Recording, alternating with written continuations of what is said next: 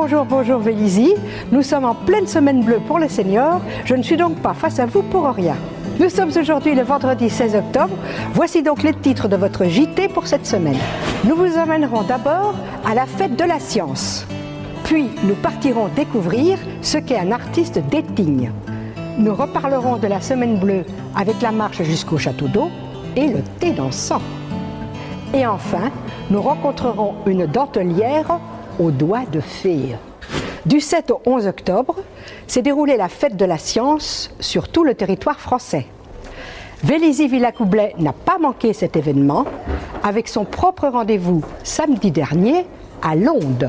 Pour sa 10e édition à Vélizy-Villacoublay, la fête de la science a investi Londe samedi, transformant le théâtre-centre d'art en gigantesque laboratoire. De multiples intervenants scientifiques sont venus présenter de façon ludique leurs travaux, leurs trouvailles et leurs projets. Le but un petit peu de la fête de la science, c'est tout simplement de présenter la science au grand public et de permettre aux petits et aux grands de découvrir la science en s'amusant, avec des expériences, avec des ateliers, avec tout un tas d'animations qui sont proposées cet après-midi. Chaque année, la fête de la science est un challenge, puisqu'il faut arriver à trouver à la fois des partenaires qui veulent bien venir quand même sur Vélizy-Villacoublay. Il y a beaucoup d'événements un petit peu qui sont déjà organisés dans le secteur, que ce soit sur Paris, que ce soit sur le plateau de Saclay. Donc Vélizy-Villacoublay, un petit événement, 400 visiteurs sur l'après-midi. Et puis on a également des partenaires qui sont présents d'année en année, notamment Planète Science, qui vient chaque année avec le planétarium, qui est juste derrière moi et qui marche à chaque fois très bien. Des expériences petits et grands ont pu en découvrir un panel très varié, de l'énigmatique électroencéphalogramme mesureur de l'activité cérébrale à la création d'une tornade en bouteille pour apprendre la formation de certains événements climatiques. Petit aperçu. Là, on a une panoplie d'expériences autour de la science. Donc là, on a par exemple une boule plasma qui va parler du phénomène de l'électricité, donc qui passe d'un corps à un autre. Donc les enfants, ils s'amusent à mettre leurs mains et lorsqu'on met notre doigt, il y a des petits coups de jus qui peuvent passer. Voilà. Là, on a le phénomène, nous on appelle ça la tête dans les nuages. C'est de rigueur. Voilà. Donc c'est toujours autour de tout ce qui est électrique, lumière. Voilà. Donc là, on a un brumisateur qui rentre en contact avec l'eau, qui va envoyer des pulsations. Et du coup, ça va recréer le phénomène de la brume, des nuages. D'accord. Ici, on a le circuit électrique. Attention, les enfants. On a le circuit électrique. Hop. Une pile. La lumière, c'est quoi? Une ampoule et des fils crocos. Voilà, il y en a un qui nous a fait la démonstration en live, on va dire. Donc ici, je pense que vous les avez essayés. Oui, non, oui. Donc là, on a des lunettes spectrales où on voit la décomposition de la lumière blanche, parce que la lumière blanche n'est pas vraiment blanche, c'est un mélange de couleurs. Là, on a l'électricité statique, donc on la frotte aux cheveux. Et maintenant, on va prendre un petit cobaye. Oui, est-ce que tu veux essayer de montrer quoi, l'électricité statique qui se trouve dans tes cheveux. Donc on frotte. Toutes les charges qui sont dans ses cheveux vont coller sur le ballon. Et lorsqu'il va le mettre au-dessus des confettis, les confettis vont se lever. D'accord. Ah oui. Voilà, ils vont s'accrocher dessus.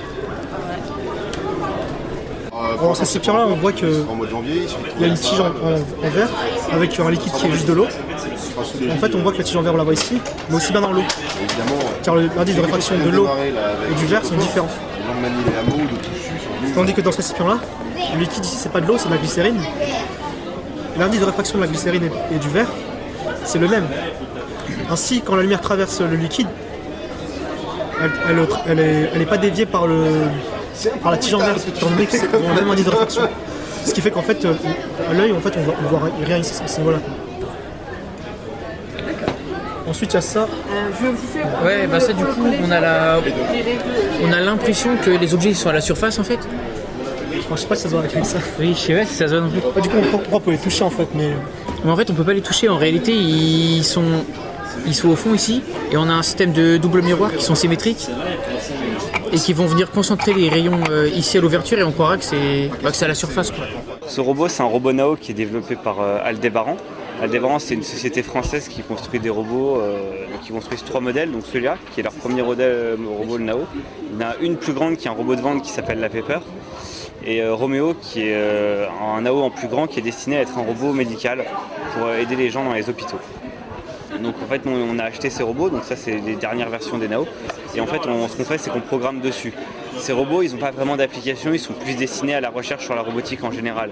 Qu'est-ce qu'on peut faire, comment est-ce qu'on pourrait développer des robots plus intéressants, parce qu'ils sont vraiment relativement humanoïdes, ils peuvent marcher, ils peuvent parler, ils ont un comportement pas humain mais qui tente de reproduire un comportement humain. Par exemple là il essaye de chercher du bruit. Et une fois qu'il a trouvé du bruit, il regarde s'il y a un visage dans le coin. Étudier un peu le phénomène de l'arc-en-ciel en notant donc, la dispersion de la lumière blanche en fait, dans un prisme qui peut représenter une gouttelette d'eau. Et donc voilà, la formation de l'arc-en-ciel avec la lumière du soleil qui arrive sur un rideau de pluie et donc qui aux yeux de l'observateur va pouvoir voir toutes les couleurs décomposées de la lumière blanche. Voilà. Et puis donc dans ce bac, on notait simplement l'expérience du soleil couchant. Donc voilà, pourquoi le soleil nous apparaît rouge quand il se couche. Et par extension, pourquoi le ciel est bleu. Donc en fait, comment est diffusée la lumière dans l'atmosphère. Au total, des centaines de Vélysiens se seront déplacés pour manipuler, jouer et expérimenter, pour rendre la science un peu plus divertissante que lorsqu'elle est énoncée sérieusement dans les manuels scolaires. Lundi soir, toujours à Londres, décidément très couru ces derniers temps, s'est tenu un artiste dating, rencontre privilégiée entre passionnés d'art. Nous y avons assisté.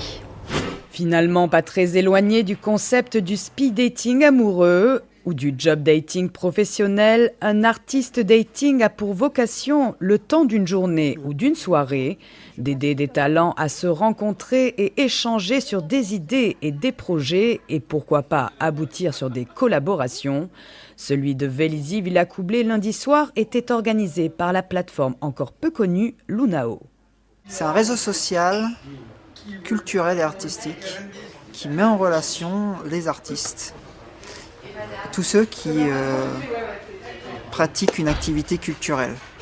Si vous jouez de la musique, vous êtes musicien, vous êtes peintre, vous dansez, vous êtes modèle photo, vous êtes photographe, vous êtes vidéaste, on peut s'inscrire et le but c'est de se rencontrer, c'est de s'échanger. Et il y a des services en plus. Par exemple, on peut proposer des événements. On peut publier des événements, s'y inscrire. Il y a des offres d'emploi. Il y a un annuaire, bien sûr, pour rechercher tous les membres. Et il y a aussi une base de données avec toutes les aides pour les artistes et pour les projets artistiques. D'accord. Et on peut aussi se créer un site internet sur Lunao. Si les artistes vélysiens ont finalement été assez peu nombreux à se déplacer pour l'occasion, certains n'ont pas hésité à saisir cette opportunité. Moi je trouve que c'est une très bonne idée. Je suis venue rencontrer d'autres artistes parce que je suis chanteuse et que j'ai un spectacle actuellement avec un pianiste, donc on est deux sur scène.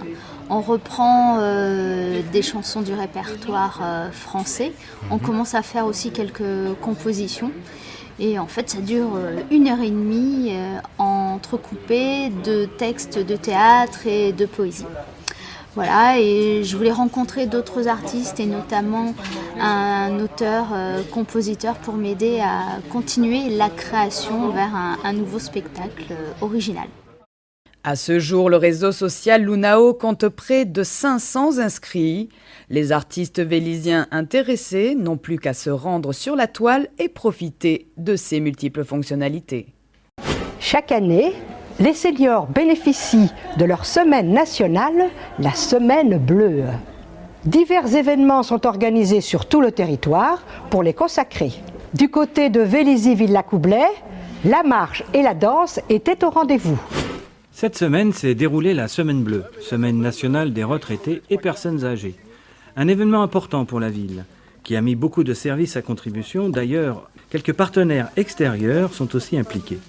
Elle permet d'informer et sensibiliser, mais aussi présenter un panel d'activités pour nos seniors. Alors, mardi matin, c'est balade en forêt et cet après-midi, thé dansant. Aujourd'hui, oui, on avait plus de 150 personnes au thé dansant. Et ce matin, on était dans la promenade du bois, on était à 37, je crois, 40, c'est ça, en promenade. Mais le thé dansant se produit tous les deuxièmes mardis de chaque mois. Et si vous voulez venir, il n'y a aucun problème, on vous accueille à bras ouverts. Pour les Villisiens, 8 € l'après-midi.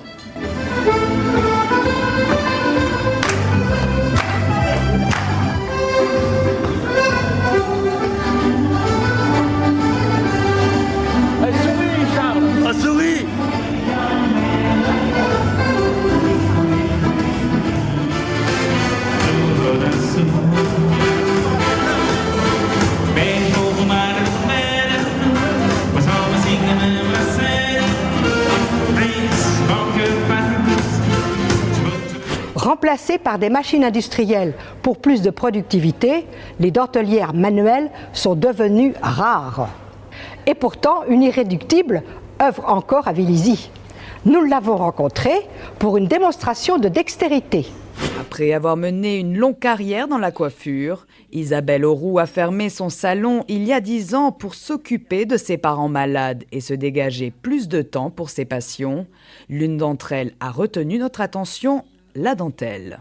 Je me suis vraiment intéressée de près à la dentelle. J'ai eu l'occasion de voir une démonstration. Et j'ai dit, bon, ça c'est un côté un peu technique, un peu, c'est un peu atypique, quoi. Enfin, c'est pas les choses qu'on rencontre à tous les coins de rue.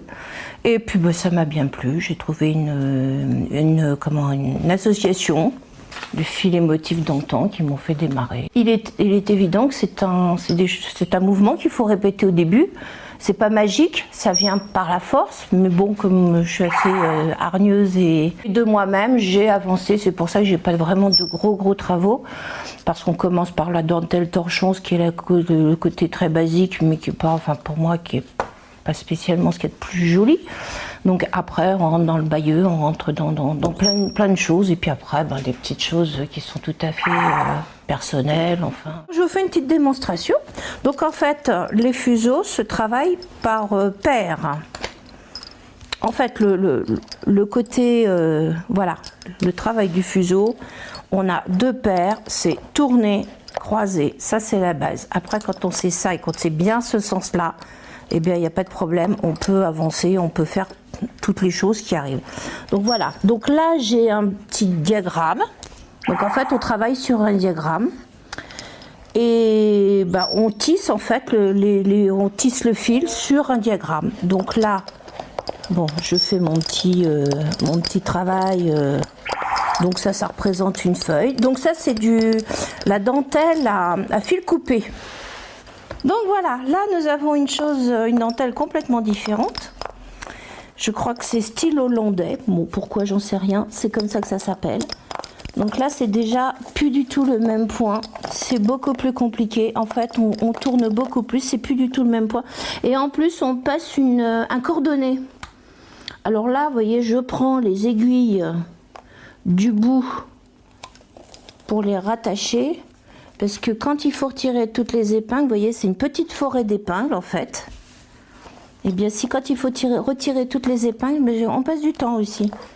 Isabelle ne vend pas ses réalisations et ses créations pour ne pas dénaturer la valeur et la beauté d'un travail d'orfèvre qu'elle préfère désintéresser.